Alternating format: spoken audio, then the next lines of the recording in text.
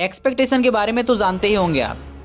जब हम किसी वर्क जोन में काम कर रहे होते हैं, डेडिकेटली मेहनत कर रहे होते हैं किसी पर्टिकुलर फील्ड में, जहाँ से हमें कुछ मिलने की एक्सपेक्ट रहती है। सिंपली अगर हम कहें सो दैट इज़ एक्सपेक्टेशन।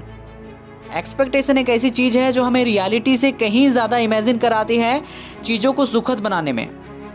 और मोस्ट ऑफ द टाइम हम किसी चीज़ को लेकर के इतना ज़्यादा एक्सपेक्टेशन रख लेते हैं अपने माइंड में, जब उसका आउटपुट निकल कर हमारे सामने आता है तो कहीं ज़्यादा दुख होता है, पेन होता है कंपेयर टू उसके जब हम उसके बारे में बहुत कुछ एक्सपेक्ट कर रहे होते हैं।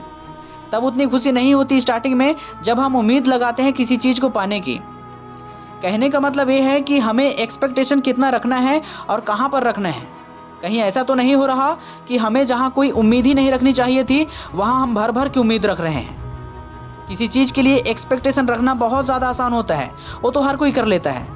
लेकिन क्या कभी आपने इस बारे में सोचा है, अगर हमारा एक्सपेक्टेशन जितना हम रख रहे हैं किसी चीज़ को पाने के लिए, अगर वो हमें मिले ही ना, जितना हमने सोच करके रखा था उन चीज़ों को लेकर के, तो क्या आप इमेजिन कर सकते हैं एंड में क्या होगा?